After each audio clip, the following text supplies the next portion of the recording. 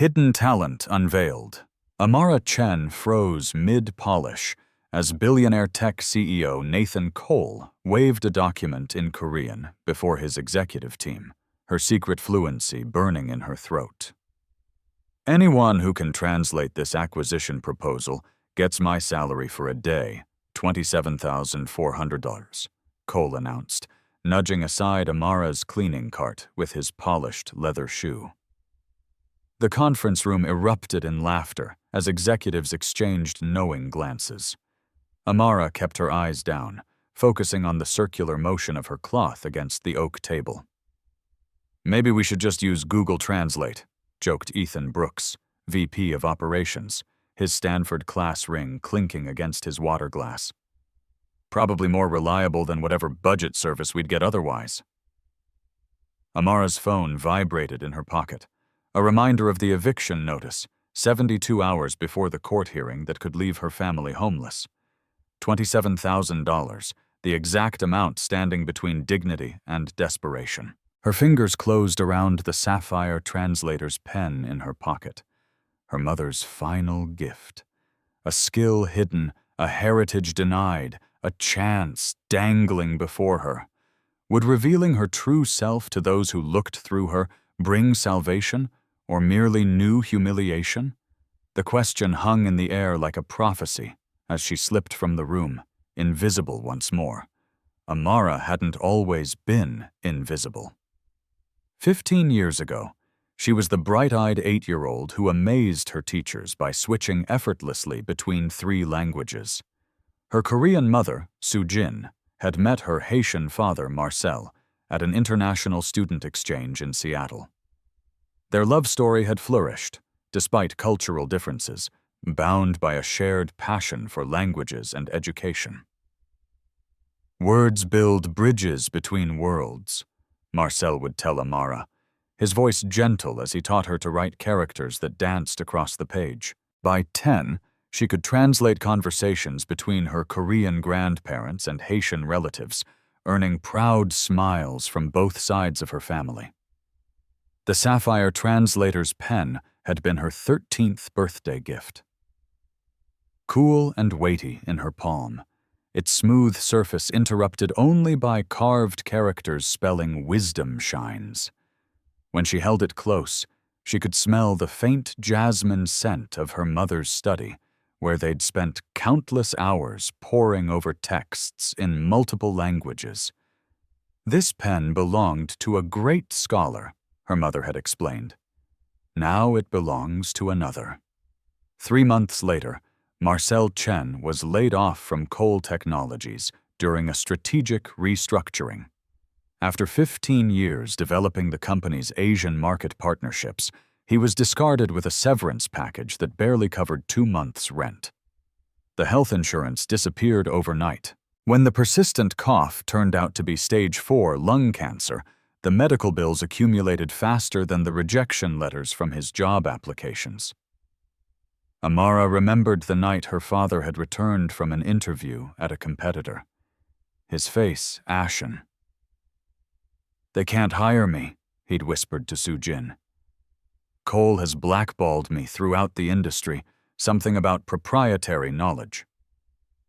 6 months later, Marcel was gone, leaving behind $43,756 in medical debt, a heartbroken family, and a sapphire pen that Amara now carried everywhere as both talisman and burden. Soo-jin took on 3 housekeeping jobs, her computer science degree from Seoul National University useless without American credentials or connections.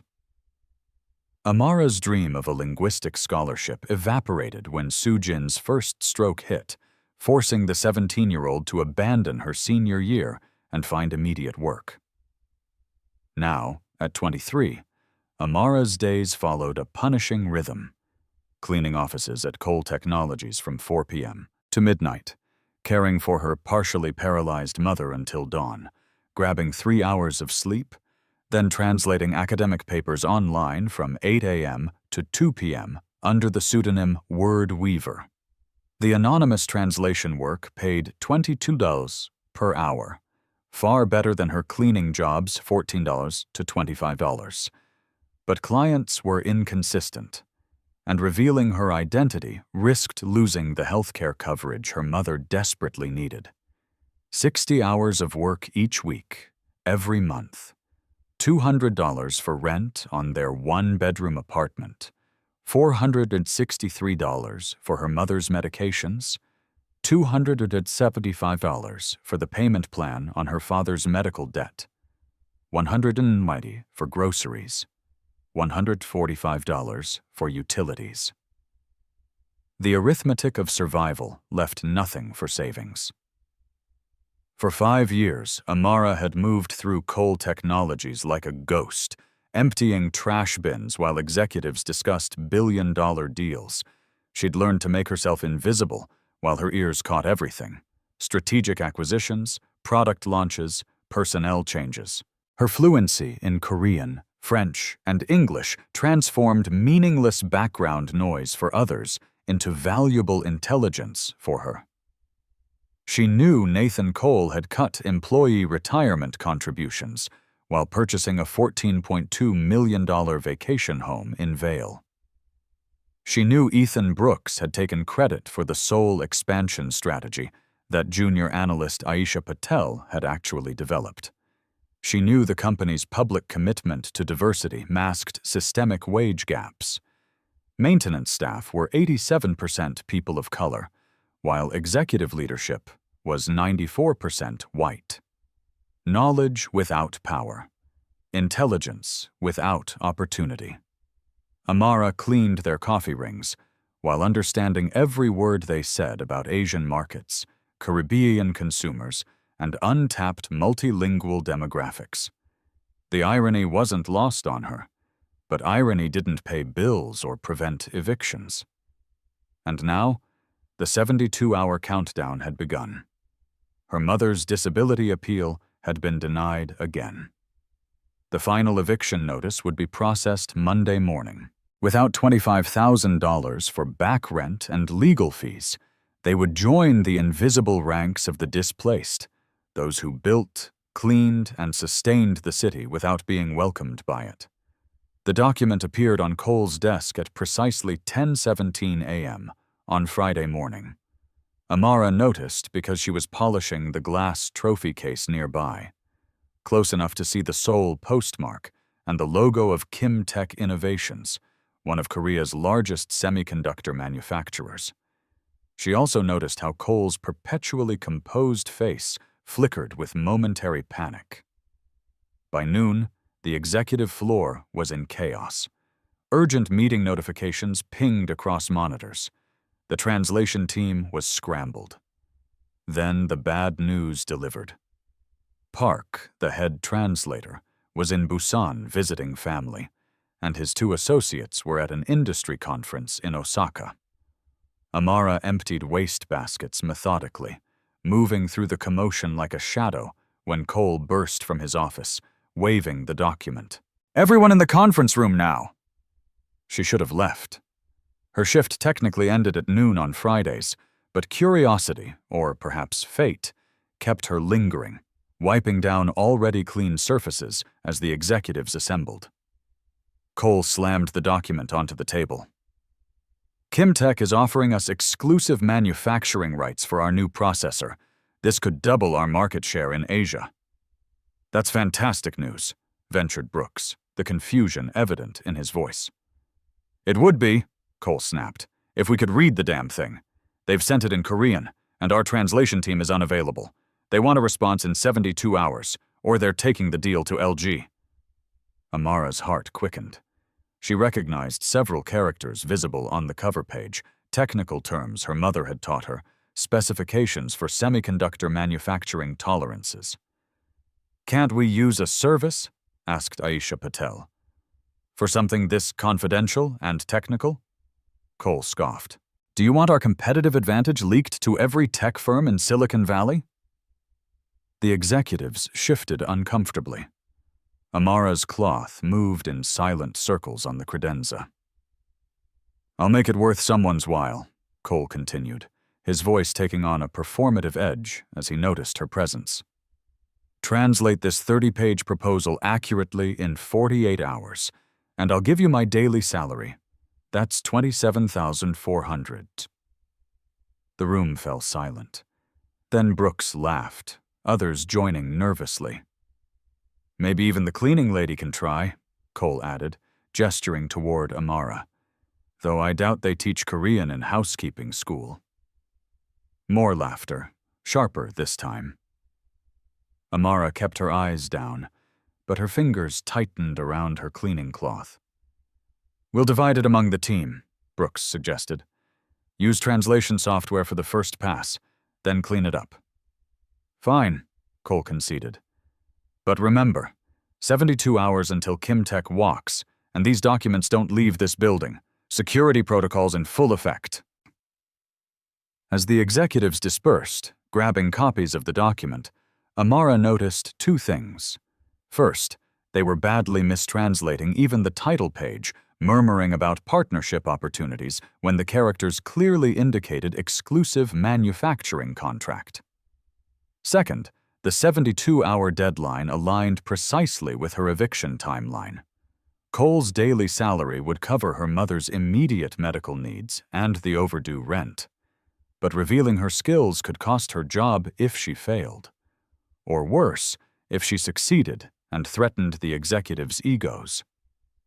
And what if the document contained the same predatory policies that had destroyed her father's career? Would the same company that had ruined her family now profit from her hidden talent? And if she refused this chance, would she ever forgive herself? Amara made her decision at 1:43 a.m., standing in the dim light of her apartment kitchenette. Her mother slept fitfully in the converted living room, medical monitors casting blue shadows across her face.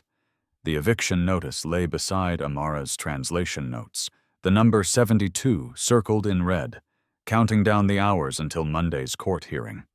She wouldn't reveal herself directly. Not yet. Too risky.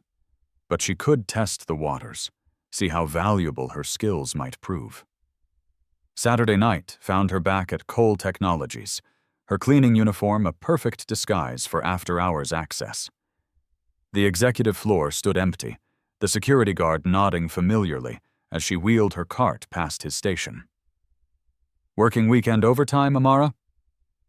Mama needs medicine, she answered, exaggerating her accent, playing the role they expected.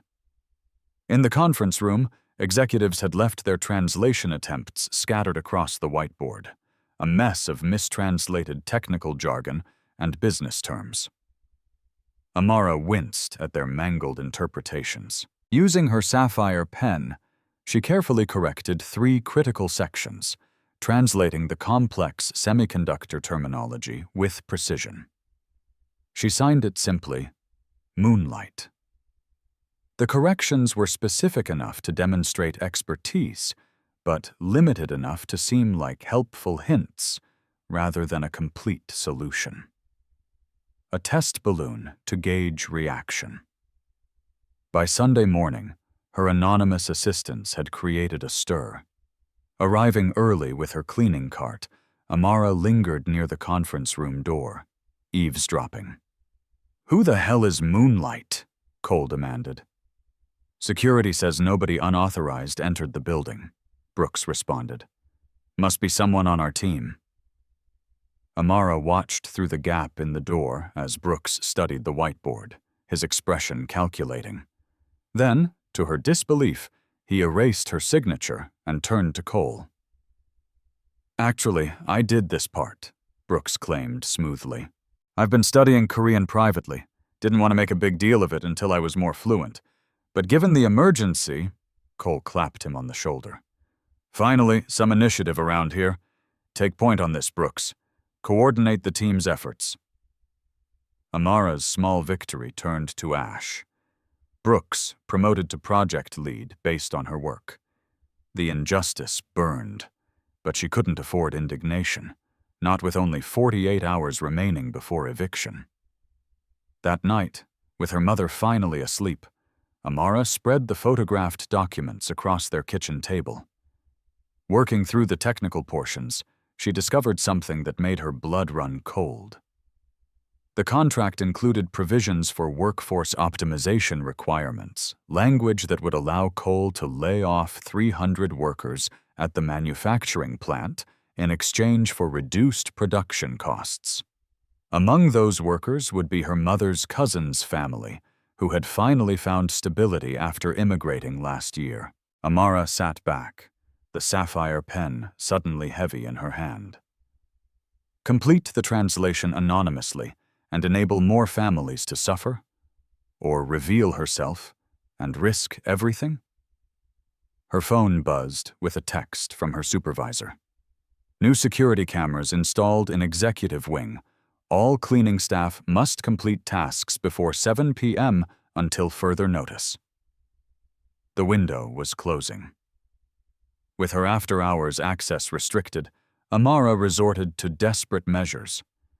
During her Monday shift, she hid in bathroom stalls during breaks, translating frantically on scraps of paper. She worked through lunch in the supply closet, racing against both Cole's deadline and her own, now just 58 hours until the eviction hearing. By Monday evening, she had completed translations for roughly 40% of the document. She carefully placed more anonymous moonlight notes in the conference room, watching as Brooks continued claiming credit, growing more confident with each successful interpretation. The countdown ticked. 56 hours until eviction. 47 hours until Kim Tech's deadline. Amara's eyes burned from lack of sleep. Her hands cramped from writing. Her mother's condition deteriorated, the stress of potential homelessness causing her blood pressure to spike dangerously. Nous avons besoin d'un miracle, her mother whispered that night, clutching Amara's hand. We need a miracle. What her mother didn't know was that Amara had the miracle within her grasp. If only she dared reach for it. We have a security breach. The words cut through Tuesday morning's executive meeting like a blade. Amara, arranging coffee service, kept her expression neutral as the security chief played video footage showing a shadowy figure in the conference room after hours.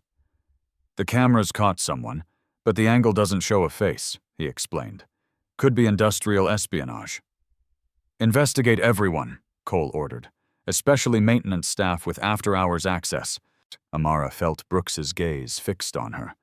Had he connected her to the mysterious translations? By afternoon, security guards were interviewing all cleaning personnel. When Amara's turn came, she played her role perfectly, the simple cleaner who barely spoke English, confused by complicated questions. No understand problem, she repeated, hating herself for the stereotype, but recognizing its protective power. I clean only, no touch papers. The security chief seemed satisfied, but Brooks lingered after the interview, his Stanford ring tapping against the desk. Interesting, he said once they were alone. You seem to understand English perfectly when I'm giving cleaning instructions. Amara shrugged, eyes downcast. Instructions simple, questions complicated. Brooks leaned closer. I think you understand more than you let on. Much more. That evening, Amara found her locker had been searched. Her stomach dropped when she realized what was missing. The sapphire translator's pen, her mother's gift, her talisman. Looking for this? Brooks twirled the pen between his fingers when he cornered her in the empty break room. Quite an unusual item for a cleaning lady. These characters here, they mean wisdom, don't they? Amara reached for it, but Brooks pulled it back. Security is very concerned about unauthorized items that could be used for corporate espionage. I've taken the liberty of filing a report. By Wednesday morning, HR had issued Amara a formal warning for possession of unauthorized materials and suspicious behavior. Without her sapphire pen, her connection to her mother, her confidence, Amara felt unmoored, her certainty faltering. The eviction countdown showed 34 hours remaining. Her mother had been taken to the emergency room with chest pains, depleting their meager savings for the ambulance copay. The apartment manager had posted the final eviction notice, 48 hours until they would change the locks. Desperate, Amara used her lunch break to access Brooks's computer while he attended a meeting. What she discovered horrified her. Brooks had deliberately mistranslated key sections of the Kimtech proposal, sections that would not only harm workers, but potentially violate international trade laws. Cole was about to sign an agreement that could trigger investigations and massive fines. When she returned to cleaning duties, Brooks was waiting. "I know it's you," he said without preamble. "The mysterious translator. I checked the personnel files. Your mother is Soo-Jin Chen, formerly Soo-Jin Kim from Seoul. Your father worked here until we, how shall I put it, right-sized him." Amara's mask slipped. "My father was an invaluable asset to this company." Brooks' eyebrows rose at her perfect English. "So she speaks. I wondered how long you'd keep up the act. Give me back my pen. After I speak with immigration about your mother's visa status," Brooks countered. "Expired, isn't it, since your father's death? Would be a shame if authorities were notified." The threat hung between them.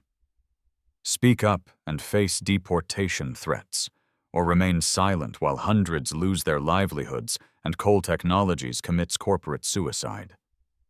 30 hours until eviction, 24 hours until the Kimtech deadline. Amara had never felt more trapped or more determined. The emergency board meeting began at 9 a.m. Thursday, exactly 24 hours before the Kimtech deadline. Amara moved silently around the conference room perimeter, pouring coffee and arranging pastries as Brooks presented his completed translation to Cole and the board members. "As you can see," Brooks explained, pointing to his PowerPoint, "the terms are highly favorable. Kimtech is offering exclusive manufacturing at rates 15% below market, with minimal quality control oversight." Amara winced at his mistranslation. The document actually specified stringent quality control protocols with 15% higher tolerance standards than industry average. "Their only unusual request," Brooks continued, "is accelerated production scheduling using what translates roughly as modified staff allocations." Amara's hands trembled as she refilled the water pitcher. Brooks was deliberately obscuring the mass layoffs the contract would require. "There's a technical section about the Yudong model process that's still unclear," Brooks admitted, butchering the pronunciation so badly that Amara couldn't stop herself from flinching. Cole noticed. "Something wrong with the coffee girl?" All eyes turned to her. The moment stretched, her future balanced on a knife's edge. "Yudong model," Amara corrected softly, the proper tones flowing naturally. "It means fluid modeling system, not whatever he said." The room froze. Brooks's face darkened. "Excuse me?" Amara straightened her shoulders.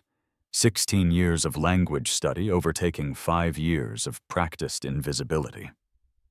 "You've mistranslated several critical sections. Yudong model refers to the semiconductor's thermal management system, which requires specialized handling during manufacturing. It's not about staff reallocation. It's about technical specifications." "How dare you interrupt?" Brooks began, but Cole cut him off. "You speak Korean?"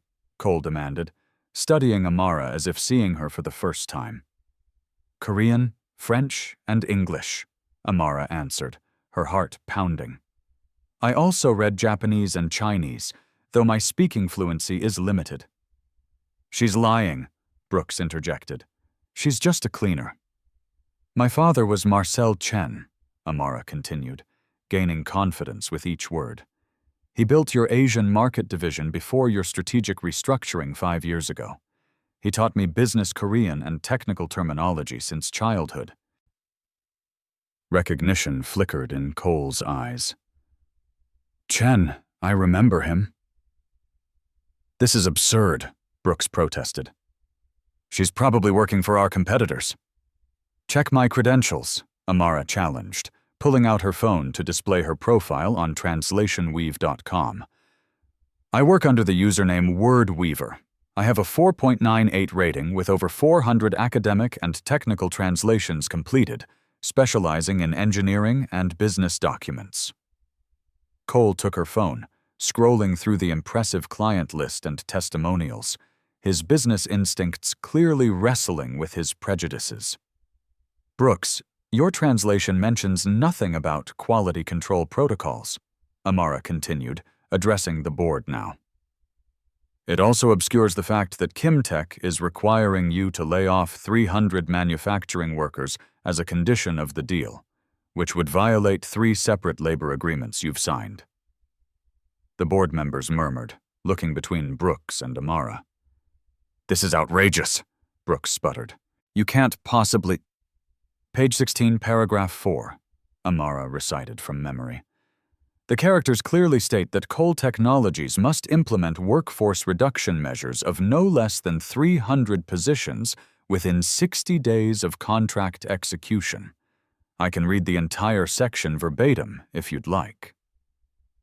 Cole studied her for a long moment, calculation replacing surprise. You claim you can translate this entire document accurately? I've already translated about 60% of it, Amara admitted. I was leaving anonymous notes to help, the ones Mr. Brooks has been taking credit for. Brooks's face flushed crimson as heads turned toward him. You were the moonlight, Cole asked. Amara nodded. A slow smile spread across Cole's face, not warm, but predatory, recognizing an opportunity. My offer stands, he said. Translate the complete document by tomorrow's 9 a.m. deadline, and my daily salary is yours, $27,400. I want it in writing, Amara countered, surprising herself with her boldness.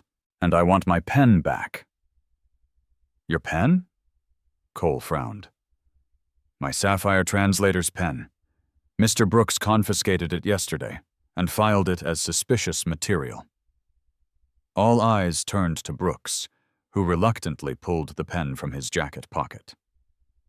And I want a written contract guaranteeing my continued employment regardless of the translation outcome, Amara added, with a confidentiality clause protecting my mother's immigration status. The room fell silent at her audacity. Cole studied her with new interest, perhaps even respect.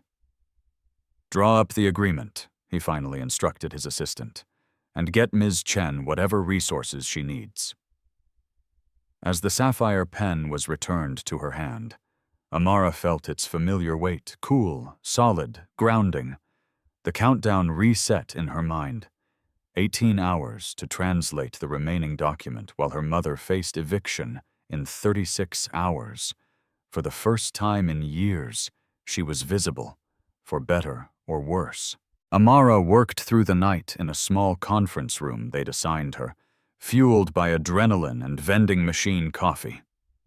Her fingers flew across the keyboard, the sapphire pen in her hand guiding her through complex technical terminology and subtle cultural nuances that machine translation could never capture.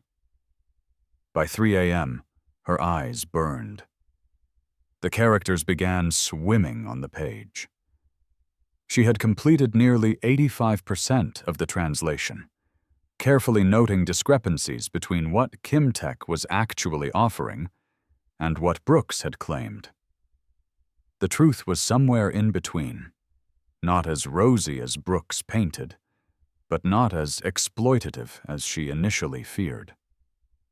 The workforce reductions were suggested, not required, and Kimtech had included provisions for retraining programs.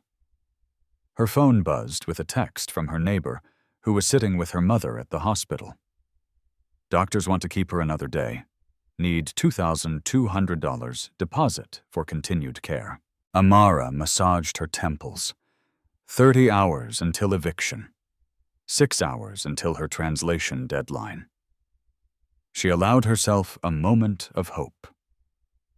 Cole's money would solve their immediate crisis. She could negotiate with the landlord, pay the hospital, perhaps even find better housing closer to medical facilities. She rested her head on her arms just for a moment. The crash of coffee splashing across her desk jolted her awake. Amara gasped as hot liquid spilled across her handwritten notes and seeped into her laptop keyboard. Oh, clumsy me. Brooks stood over her, empty coffee cup in hand, fake concern plastered across his face. I was just bringing you a fresh cup. You looked so exhausted. Amara jumped up, frantically dabbing at the spreading liquid with tissues. Her laptop screen flickered, then went black. My translation, she began, panic rising. Don't worry, Brooks said with a smile that didn't reach his eyes. I took the liberty of moving your digital files to my secure drive for safekeeping. Can't be too careful with such sensitive material. Give them back, Amara demanded, her voice steady despite her racing heart. I would, but unfortunately there seems to have been some sort of corruption, technical glitch. He shrugged. These things happen. The digital backup was gone. 4 hours before deadline, Amara would need to reconstruct critical sections from memory and the coffee-stained notes that remained legible.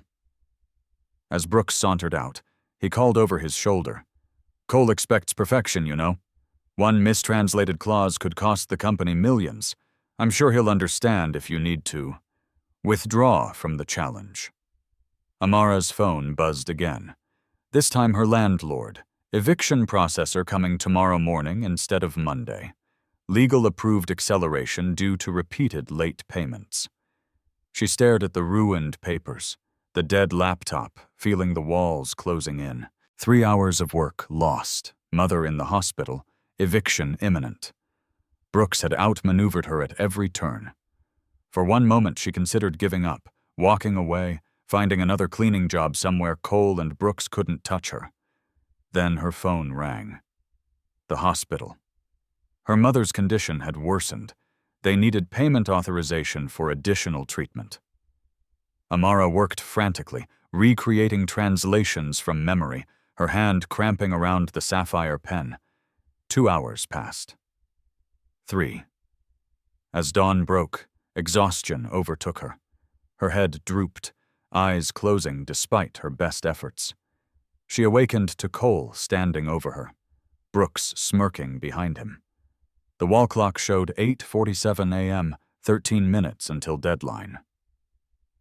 I expected this, Cole announced, taking in her disheveled appearance, the scattered papers, the coffee stains. People should stay in their lanes. Housekeepers clean, executives execute. That's why I'm rich and you're, well, exactly where you belong. He turned to his assistant. Draft a termination notice. Clearly Ms. Chen violated company policy by accessing confidential documents without proper authorization. But our agreement, Amara protested, was contingent on delivery. Cole cut her off. And you failed to deliver. I can explain. Call Translation Pro, Cole instructed Brooks, ignoring her. See if they can start from scratch this afternoon. We'll have to ask Kim Tech for an extension. Brooks's triumphant expression said everything. Amara sat frozen, watching her one chance at saving her family collapse under corporate cruelty. Her mother's voice echoed in her memory. Words build bridges between worlds. But what happened when those bridges were deliberately burned? Had she risked everything only to end up in a worse position than before? As Cole turned to leave, Amara's gaze fell on her bag, where the edge of a notebook peeked out. Her mother's research journal. She'd brought it for reference, forgotten until this moment. Wait, she called, a new clarity cutting through her exhaustion.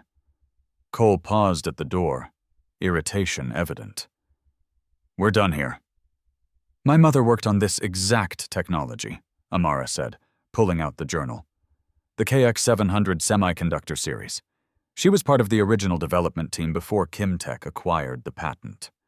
She flipped through the journal, finding her mother's detailed notes on the manufacturing process.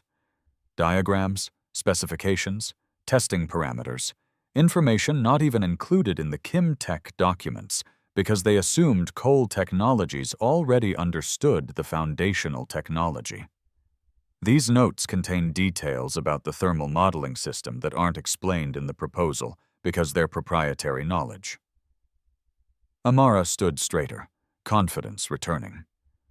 I can complete this translation with technical precision no translation agency could match. You have 10 minutes, Cole said after a calculating pause. Amara worked with renewed focus. Her mother's journal opened beside her. The sapphire pen moved across paper with certainty, filling gaps, clarifying ambiguities, noting technical specifications that the Kimtech document only referenced obliquely. At precisely 8:58 a.m., she walked into the boardroom where executives had gathered for the Kimtech video conference. She placed the completed translation before Cole, who scanned it skeptically. "The video call is starting," his assistant announced. Cole hesitated, glancing between the translation, Brooks, and Amara. "Ms. Chen, perhaps you should—" "I'll wait outside," Amara said, turning to leave. "Actually," came a voice from the video screen, "we would prefer if Ms. Chen stayed." Everyone turned to the large display where Min-Soo Kim, CEO of Kimtech, appeared with his executive team. Beside him sat a familiar face, Mr. Lee, her mother's former colleague. "Miss Chen," Lee said in Korean, "it is an honor to meet Soo-jin's daughter. She spoke of your linguistic gifts often." Amara responded in flawless Korean, her surprise giving way to understanding. "The honor is mine, Mr. Lee. I didn't realize you were aware of my employment here."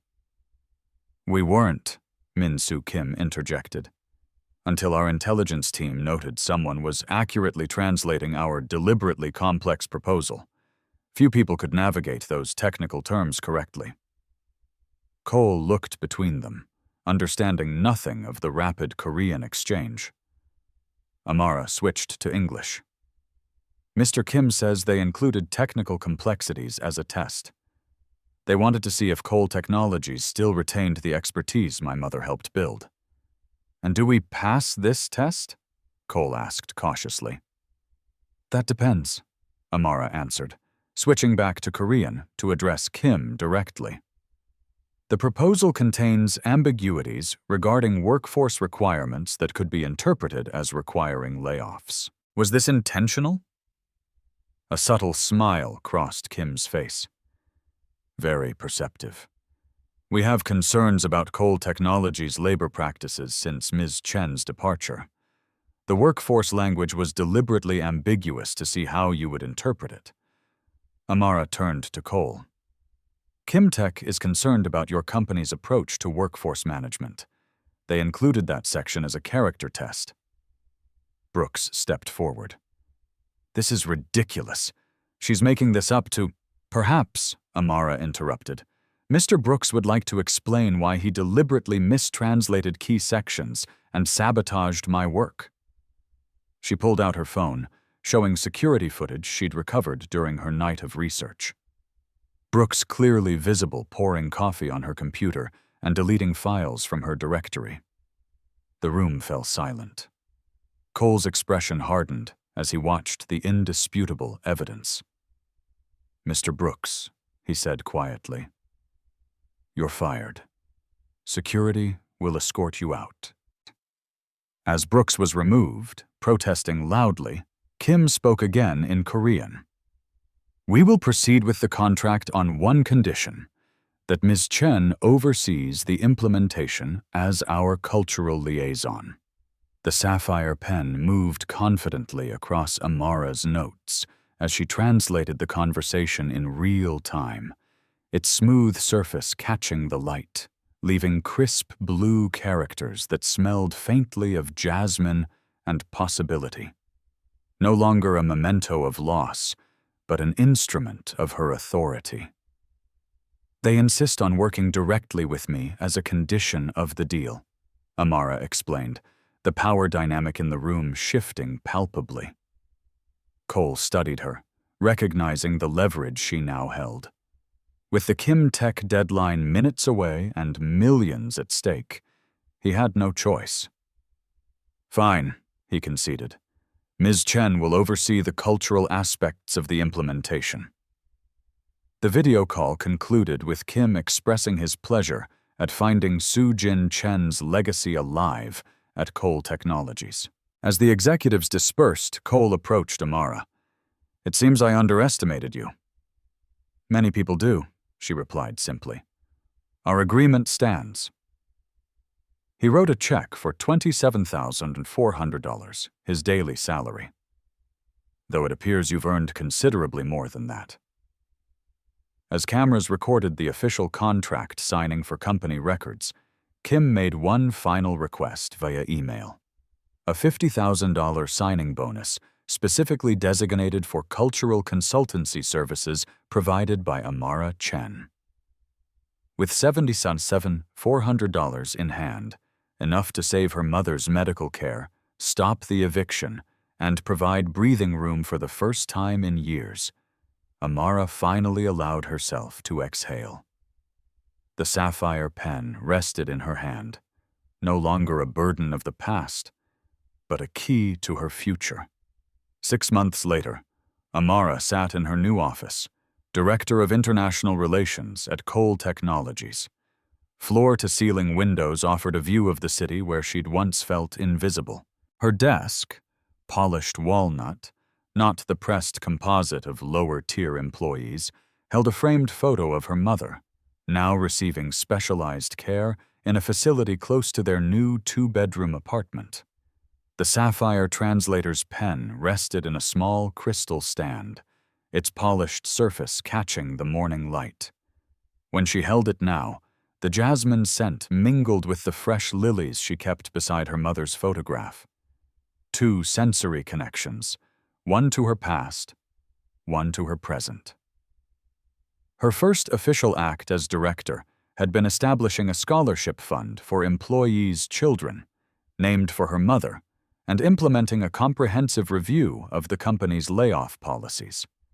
Her second had been rehiring workers from her community with proper benefits and language-appropriate training materials. The contract she'd negotiated with Kim Tech had increased Cole Technologies' Asian market share by 32% in 2 quarters. The board members who had once looked through her now addressed her Ms. Chen, with the same deference once reserved for Cole himself. Even Nathan Cole had developed a grudging respect for her, not from any moral awakening, but from the simple arithmetic of profit. Her cultural insights and linguistic precision had opened doors previously closed to the company. As Cole himself had put it in the last shareholders' meeting, Ms. Chen's unique perspective has proven unexpectedly valuable. Amara smiled at the corporate speak translation of "I was wrong about her." Her assistant knocked gently. "Your mother's physical therapist called. The improvements are continuing ahead of schedule." "Merci," Amara answered, allowing herself the small pleasure of using French openly in these halls, where she'd once hidden her multilingual identity. Her phone chimed with a calendar reminder: the monthly board meeting in 15 minutes. 6 months ago, she had been invisible in that room, wiping fingerprints from water glasses, while executives made decisions that affected thousands of lives. Today, she would present her international expansion strategy, a plan projected to create 450 new jobs and increase company valuation by 18%. As she gathered her materials, her gaze fell on a newspaper clipping framed beside her mother's photo. The business section headline read, "Cole Technologies stock soars on Asian partnership. New director credits immigrant mother's legacy." The article highlighted her unconventional rise from maintenance staff to executive leadership, with analysts praising the company's unexpected talent discovery as a model for corporate diversity. What the article didn't mention was the 28 other maintenance and support staff members who had been promoted after Amara implemented her Hidden Talents Initiative, a company-wide program that encouraged employees at all levels to showcase their skills and education. The former security guard with an engineering degree from Ghana, the cafeteria worker who spoke 5 languages, the IT help desk technician with a gift for product design. Brooks, meanwhile, had become a cautionary tale in corporate circles after his attempted sabotage went public. No major tech firm would touch him now. The last Amara had heard, he was teaching business communication at a community college, ironically educating the very demographic he had once dismissed. Cole himself remained unchanged at his core, driven by profit rather than principle, but had learned to recognize talent regardless of its packaging. He still referred to Amara's rise as lightning in a bottle rather than acknowledging the systemic barriers that had kept her hidden. But actions spoke louder than words, and his willingness to reform hiring and promotion practices had real-world impact beyond performative statements. As Amara walked toward the boardroom, employees greeted her by name, some in English, others in French or Korean, each interaction a small bridge between worlds. She carried her mother's sapphire pen, not as a secret talisman, but as a visible symbol of her heritage and expertise. The board members rose when she entered, a sign of respect that still surprised her. As she prepared to present her vision for the company's future, Amara thought of her mother, now taking college courses online to refresh her computer science credentials, and of the cleaning staff who now looked her in the eye, instead of averting their gaze. Visibility had its price. The scrutiny, the pressure, the knowledge that she represented more than just herself in these rooms. But invisibility had cost far more. The talent wasted, the voices unheard, the bridges unbuilt. "Good morning," she began in 3 languages, watching the board members' appreciative nods. "Today, we're going to discuss how embracing multiple perspectives transforms not just our culture, but our bottom line." Amara clicked to her first slide, displaying the 32% market share increase alongside the 24% improvement in employee retention since implementing her initiatives. Numbers spoke every language, especially in boardrooms. "Talent doesn't always arrive in expected packages," she continued. "But companies that recognize it, regardless of its wrapping, gain competitive advantage. Let me show you how." The sapphire pen moved confidently across her notes as she led the company's leadership into a future her mother could only have dreamed of, one where bridges between worlds became highways of opportunity. Has someone ever underestimated your potential?